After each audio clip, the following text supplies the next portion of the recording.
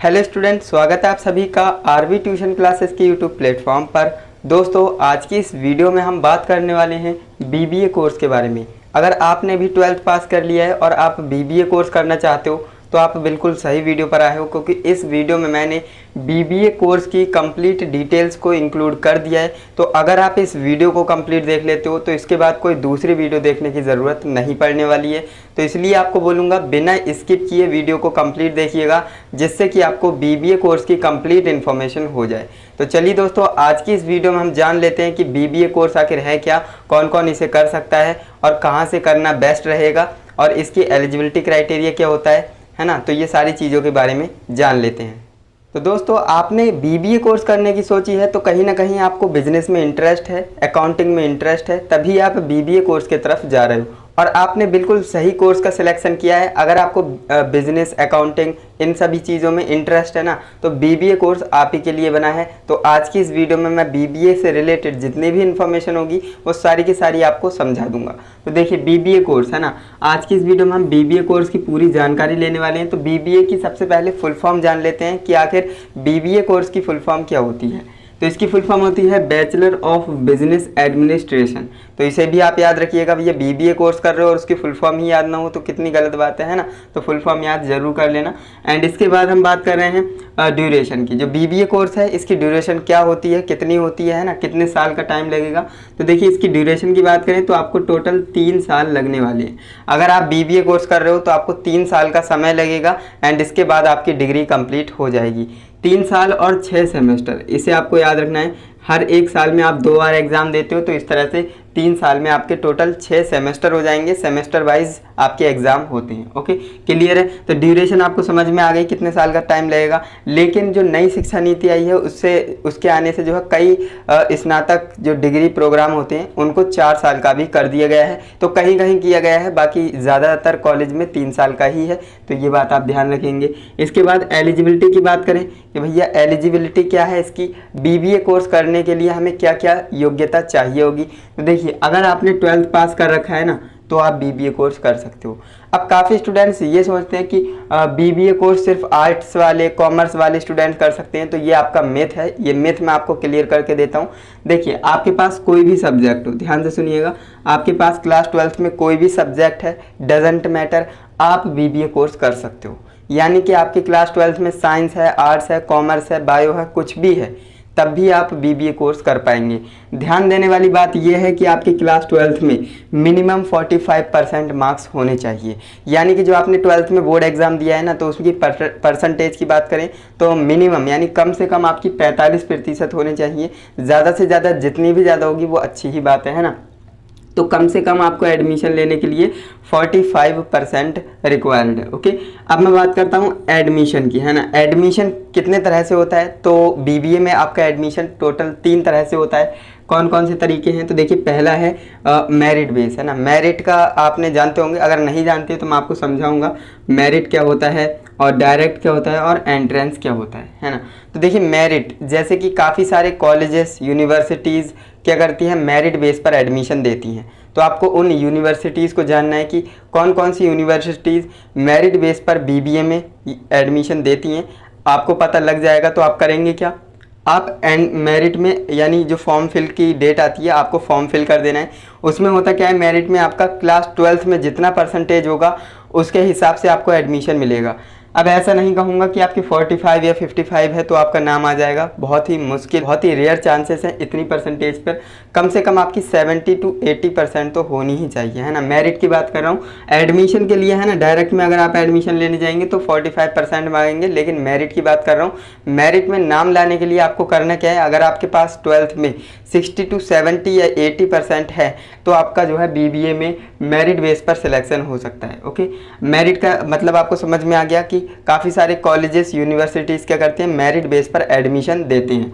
अब बात करते हैं डायरेक्ट। तो डायरेक्ट तो हर कोई जानता ही है ना। डायरेक्ट में क्या होता है, किसी भी प्राइवेट कॉलेज में जाओ, वहाँ पर आप कहिए कि मुझे बीबीए कोर्स करना है, तो वो आपको सारा कुछ एक्सप्लेन कर देंगे, कितनी फीस है, यानी इसके बाद आपको जो है एडमिशन दे देंगे। तो दोस्तों, डायरेक्ट आपको समझ में आ गया डायरेक्ट का मतलब क्या होता है। अब मैं बात करता हूँ एंट्रेंस की, है ना। एंट्रेंस का नाम आपने सुना होगा। तो बहुत से कॉलेजेस में एंट्रेंस के थ्रू भी आपका एडमिशन होता है। जैसे कि आपने नाम सुना होगा CUET, है ना, कॉमन यूनिवर्सिटीज़ एंट्रेंस टेस्ट, तो इसके ऊपर मैंने ऑलरेडी वीडियो बना दी है। अगर आप CUET के बारे में नहीं जानते हो तो चैनल पर जाएंगे, प्लेलिस्ट ओपन करेंगे तो वहाँ पर आपको CUET की वीडियो मिल जाएगी। एंड CUET UG जो आपका अंडर ग्रेजुएट कोर्स के लिए होता है एंट्रेंस टेस्ट, वो आपको ज़रूर देना चाहिए अगर आपने 12th पास कर लिया है। तो अगर आपने इसके फॉर्म फिल किए हैं एंट्रेंस के, CUET के या फिर BHU, है ना, ये काफ़ी सारे एंट्रेंस होते हैं, लेकिन जो मैं आपको बता रहा हूँ CUET अगर आप देंगे, उसे आप क्लियर करते हो तो आपको जो है एंट्रेंस के थ्रू एक गवर्नमेंट कॉलेज मिल जाता है। गवर्नमेंट कॉलेज में फ़ीस तो कम होती ही है, साथ में आपको पढ़ाई भी अच्छी देखने को मिलेगी, लेकिन ये जो है प्राइवेट में नहीं होता है। प्राइवेट में काफ़ी सारे कॉलेजेस ऐसे होते हैं जो कि आपसे एक बार में मोटी रकम ले लेंगे एंड इसके बाद आपको पढ़ाएंगे भी नहीं ढंग से, है ना। तो ये होता है प्राइवेट कॉलेज में, यही चलता है। तो आपको करना क्या है, सबसे पहले आपको गवर्नमेंट की तरफ जाना चाहिए। मैं आपको हमेशा यही बोलता हूँ, सबसे पहले आप गवर्नमेंट कॉलेज को टारगेट करें। मिलता है अच्छी बात है, नहीं मिलता है तो मेरिट बेस पर सिलेक्शन करें। मेरिट बेस पर आपको गवर्नमेंट या सेमी गवर्नमेंट कॉलेज तो मिल ही जाएगा। अगर इनसे नहीं मिलता है ना, तो लास्ट में आप डायरेक्ट एडमिशन जो होता है ना हमारा, डायरेक्ट यानी प्राइवेट कॉलेजेस में, तो लास्ट में आप इसको प्रेफरेंस दिया करें, है ना। तो ये बात आप ध्यान रखेंगे। एंड इसके बाद मैं बात करता हूँ टाइप ऑफ कोर्सेज। जो आपके BBA कोर्स है, ये कितने टाइप का कोर्स है ना, किस तरह से कर सकते हैं, कितने तरीके से इसे किया जा सकता है। तो देखिए, ये जो है आप 3 तरह से कर सकते हो। जो BBA कोर्स है आप इसे 3 तरह से कर सकते हो। अब 3 तरह से कैसे कर सकते हैं, सबसे पहला आपका होता है रेगुलर मोड। रेगुलर मोड अगर आप जानते हो अच्छी बात है, नहीं जानते होंगे मैक्सिमम स्टूडेंट्स, मुझे पता है, मैं आपको समझाऊंगा। प्राइवेट और डिस्टेंस। देखिए, रेगुलर का मतलब क्या होता है, जैसे आपने क्लास 12th में पढ़ाई की थी, डेली बेसिस पर आप कॉलेज जाते थे, है ना, डेली जाते थे कॉलेज और वहाँ पर आप पढ़ते थे, चाहे गवर्नमेंट चाहे प्राइवेट, है ना। तो अगर आपको किसी कॉलेज में या स्कूल में डेली जाना पड़ता है, रेगुलर जाना पड़ता है, तो उसे हम रेगुलर कोर्स कहते हैं, है ना, डेली जाने वाले को। लेकिन अगर आप घर बैठे किसी कोर्स को कर रहे हो, डिग्री कोर्स है, और आप घर बैठे यानी बिना कॉलेज जाए आप उस कोर्स को कंप्लीट कर रहे हो, तो वो हमारा प्राइवेट कोर्स कहलाता है, यानी कि वो हम घर बैठे ही कर सकते हैं। अब देखिए, रेगुलर कोर्स किसके लिए है और प्राइवेट कोर्स किसके लिए है। अगर किसी स्टूडेंट्स के पास टाइम है, वो डेली कॉलेज जा सकता है ना, तो वो रेगुलर कोर्स करेगा। एंड कुछ स्टूडेंट्स ऐसे होते हैं जो कि जॉब वगैरह करते हैं या फिर उनके पास टाइम नहीं होता है कॉलेज जाने का, तो उनके लिए जो है प्राइवेट कोर्स बनाया गया है। प्राइवेट कोर्स में होता क्या है, आप घर बैठे सिर्फ आपको एग्ज़ाम देने जाना है। जैसे गांव में कहते हैं फॉर्म डाल दिए, है ना, फॉर्म डालकर पढ़ाई कर रहा है, तो उसे यही कहते हैं कि सिर्फ फॉर्म भर दीजिए एंड इसके बाद आपका एग्ज़ाम होगा और आपको सिर्फ एग्ज़ाम देने जाना है, आपको डेली बेसिस पर कॉलेज नहीं जाना पड़ेगा। अब देखिए, इसके फ़ायदे क्या हैं और इसके नुकसान क्या हैं। डेली अगर आप कॉलेज जाएंगे तो डेली आप चीज़ों को सीखेंगे, घर बैठे आप पढ़ाई करेंगे तो उतनी अच्छे से चीज़ें आप नहीं सीख पाएंगे, तो इस बात को आप ध्यान रखेंगे। एंड आपको एक बात और ध्यान रखनी है, प्राइवेट कोर्सेज में कुछ ही कोर्स आते हैं, जैसे BA, BBA, BCom, है ना, ये आपके जो है प्राइवेट कोर्स के अंदर आते हैं। लेकिन आप कहें कि BSc या फिर BCA, है ना, या फिर BTech, ये प्राइवेट होते हैं क्या, तो ये आपके प्राइवेट कभी भी नहीं हो सकते, क्योंकि इसमें क्या है, देखिए ITI जैसे हो गया, वो भी आपका प्राइवेट कभी नहीं हो सकता, क्योंकि उसमें आपको रेगुलर कॉलेज जाना ही होगा। वो आपके प्रैक्टिकल कोर्सेस हैं। जैसे आपका BSc हो गया, उसमें आपको प्रैक्टिकल करने ही है। BCA हो गया, उसमें आपको प्रैक्टिकल करने ही है। BTech या फिर ITI, जो कोर्सेस ऐसे हैं जिसमें कि हमें प्रैक्टिकल नॉलेज की ज़रूरत है, उसमें प्रैक्टिकल होते हैं, तो वो कभी भी प्राइवेट नहीं हो सकता। तो इस बात का आप ध्यान रखेंगे कि हर कोर्स प्राइवेट नहीं हो सकता, कुछ कोर्स प्राइवेट होते हैं। जैसे मैंने बताया आपको BA, BBA, BCom, है ना, तो इसमें क्या है, कोई भी प्रैक्टिकल नॉलेज की आपको ज़रूरत नहीं है ना, इसमें सिर्फ आपको पढ़ना होता है। तो ये आपके क्या हो जाते हैं, प्राइवेट कोर्सेज़ भी अवेलेबल होते हैं। लेकिन अभी कुछ यूनिवर्सिटीज़ ने प्राइवेट कोर्सेज़ को कराना बंद कर दिया है, तो इस बात को भी आप ध्यान रखेंगे। अगर आपको कोई कॉलेज मिल रहा है जो कि प्राइवेट कोर्स आपको ऑफ़र कर रहा है, तो आप ज़रूर करिएगा। एंड इसके बाद डिस्टेंस मोड की बात करें, डिस्टेंस या ऑनलाइन, देखिए ये भी आपका प्राइवेट की तरह है, लेकिन इसमें थोड़ा सा अंतर है। अगर आप प्राइवेट करते हो तो आपको कॉलेज नहीं जाना है, लेकिन जो आपके फॉर्म वगैरह होंगे ना, वो आपको सबमिट करने कॉलेज जाना पड़ेगा। यानी कि आपने कोई एग्जामिनेशन फॉर्म भरा तो वो भी आपको कॉलेज में जाकर सबमिट करना होगा, ऐसा होता है प्राइवेट में। लेकिन डिस्टेंस में पूरा प्रॉपर ऑनलाइन होता है, सारा कुछ A to Z आपका ऑनलाइन प्रोसेस होगा। आपका जो है, अगर इसमें आपने एडमिशन लिया तो आपकी बुक्स भी ऑनलाइन आएंगी, फॉर्म भी आप ऑनलाइन करेंगे, एग्ज़ाम भी आप ऑनलाइन देंगे, तो ये सारा कुछ ऑनलाइन होता है A to Z। तो इसे हम क्या कहते हैं, डिस्टेंस मोड। अब डिस्टेंस मोड में आपने इग्नू का नाम सुना होगा, Indira Gandhi national open university, जो सबसे बड़ी यूनिवर्सिटी है, ये काफ़ी सारे कोर्सेज़ को ओपन यानी डिस्टेंस से आपको प्रोवाइड कराती है। आप घर बैठे उन कोर्स को कर सकते हो एंड ऑनलाइन ही आपका जो है डिग्री भी आपको ऑनलाइन दे देती है। एंड ये वैलिड है, 100% वैलिड है। क्यों, इग्नू से अगर आप कोई भी कोर्स कर रहे हो तो 100% वो आपका वैलिड होगा, है ना। तो इस बात को आप ध्यान रखेंगे। डिस्टेंस या ऑनलाइन इसे कह देते हैं, तो ये आप कंफ्यूज मत होइएगा। तो रेगुलर, प्राइवेट, डिस्टेंस, ऑनलाइन, ये आपको समझ में आ गया होगा बिल्कुल अच्छे से। एंड इसके बाद मैं बात करता हूँ बीबीए में सब्जेक्ट्स की, कि बीबीए में आखिर कितने सब्जेक्ट होते हैं, क्या क्या हमें पढ़ने को मिलेगा। तो देखिए बीबीए में आपके टोटल कितने सब्जेक्ट हैं, यहाँ पर मैंने लिख रखे हैं। पहला आपका है प्रिंसिपल ऑफ मैनेजमेंट। प्रिंसिपल आपको सिखाया जाएगा मैनेजमेंट करने का। एंड इसके बाद बिजनेस इकोनॉमिक्स पढ़ाया जाएगा, फाइनेंशियल अकाउंटिंग आपको बताई जाएगी, and marketing management, human resources management and business law आपको पढ़ाए जाएंगे। एंड जो एंटरप्रेन्योरशिप होता है ना, डेवलप करना सिखाया जाएगा, डेवलपमेंट है ना। ऑर्गेनाइजेशनल बिहेवियर आपको सिखाया जाएगा, बिजनेस कम्युनिकेशन आपको सिखाया जाएगा, ऑपरेशन मैनेजमेंट आपको सिखाया जाएगा। तो ये सारे के सारी जो है कोर्सेज सब्जेक्ट हैं आपके, जो कि बीबीए में आपको पढ़ने को मिलेंगे।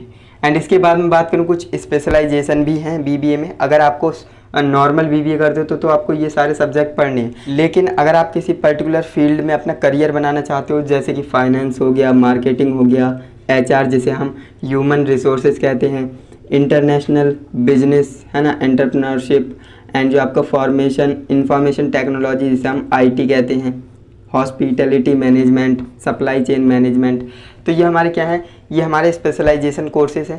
अगर आप सिर्फ फाइनेंस पढ़ना चाहते हो तो फाइनेंस में कर सकते हो, मार्केटिंग में, एचआर में, है ना। तो ये आपके सब क्या हैं, स्पेशलाइजेशन है। तो ये आपको समझ में आ गया। तो दोस्तों अभी तक तो हमने मोटा मोटा जानकारी ले ली है कि बीबीए कोर्स क्या होता है, ड्यूरेशन कितनी होती है, एलिजिबिलिटी क्या होती है, एडमिशन प्रोसेस क्या है, और टाइप ऑफ कोर्सेज क्या हैं, और कितने सब्जेक्ट और स्पेशलाइजेशन है।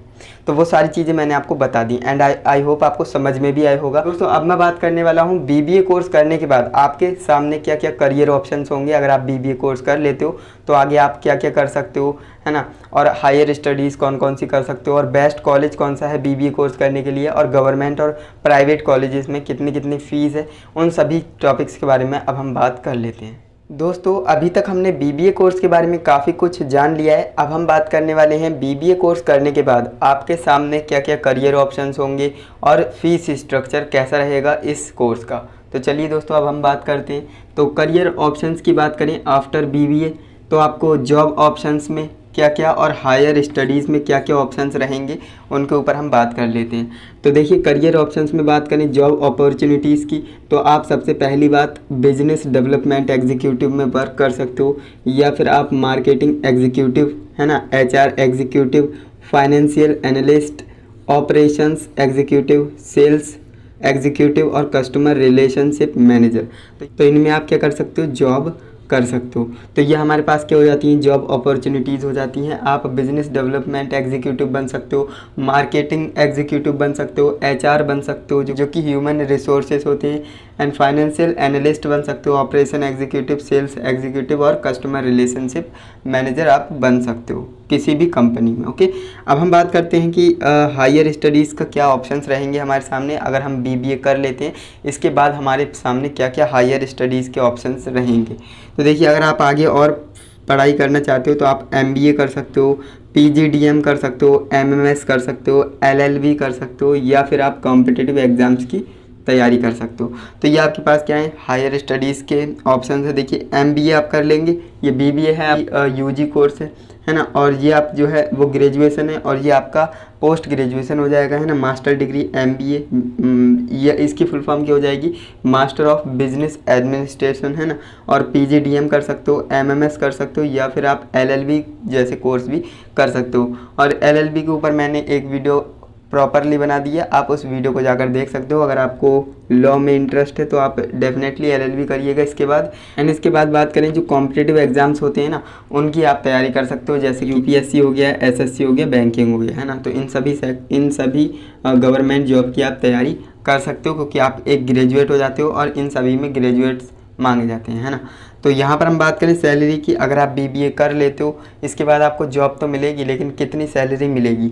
तो सैलरी की बात करें तो फ्रेशर, एज अ फ्रेशर की बात कर रहा हूँ, तो वो आपको 15,000 से 30,000 पर मंथ देखने को मिलेगी फ्रेशर के लिए, है ना। और जब आपके पास एक्सपीरियंस हो जाएगा तो ये आगे और बढ़ेगी, है ना। तो ये बात आप जानते हो।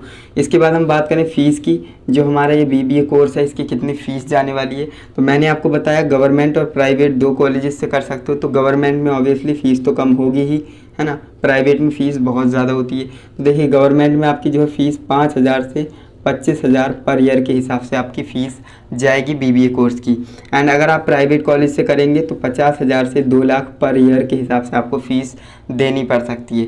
तो आप देख सकते हो गवर्नमेंट और प्राइवेट में ज़मीन आसमान का फ़र्क होता है फ़ीस में, है ना, और पढ़ाई में भी होता है। कुछ कॉलेजेस प्राइवेट में ऐसे हैं जो सिर्फ आपसे मोटी रकम ले लेंगे एंड इसके बाद आपको बिल्कुल भूल ही जाते हैं, है ना। तो ध्यान रखिएगा किसी भी कॉलेज में एडमिशन लेने से पहले उसके बारे में अच्छे से जान लें, है ना। जो स्टूडेंट ऑलरेडी वहाँ पर पढ़ रहे हैं उनसे जानिए कि इसमें कैसी पढ़ाई होती है ना, कैसा इंफ्रास्ट्रक्चर है, वो सारा कुछ आपको जानना चाहिए। तो अगर आप गवर्नमेंट में जाते हो तो फ़ीस कम आपको देखने को मिलेगी, अगर आप प्राइवेट में जाते हो तो वहाँ पर आपको फ़ीस ज़्यादा देखने को मिल सकती है। ओके दोस्तों, इस तरह से आज की इस वीडियो के अंदर मैंने आपको बीबीए कोर्स की कंप्लीट इन्फॉर्मेशन दे दी है एंड मुझे नहीं लगता मैंने कोई पॉइंट मिस किया हो। अगर आपको लगता है तो आप कमेंट कीजिए या फिर आप मुझसे पर्सनली कांटेक्ट कर सकते हो। मेरा जो है नंबर मैंने आपको दे ही रखा है। जो भी आपको करियर काउंसलिंग से रिलेटेड जानकारी चाहिए तो आप इस नंबर पे व्हाट्सएप मैसेज कर सकते हो या फिर मुझे कॉल कर सकते हो। ओके, एंड कमेंट कर दीजिएगा, बाकी मैं कमेंट में भी आपके आंसर दे देता हूँ, है ना। तो जितने भी आपके डाउट्स होते हैं सारे के सारे डाउट्स क्लियर करता हूँ। बाकी वीडियो अच्छी लगी है, हमारी मेहनत आपको अच्छी लगी है तो वीडियो को लाइक करके ही जाइएगा। चैनल पर नए हो तो सब्सक्राइब कर लेना क्योंकि और भी कोर्सेज़ के ऊपर मैं वीडियो लाने वाला हूँ। ओके, तो चलिए दोस्तों, आज के लिए बस इतना ही। मिलते हैं नेक्स्ट इंटरेस्टिंग इन्फॉर्मेटिव वीडियो के साथ। तब तक के लिए जय हिंद, वंदे मातरम।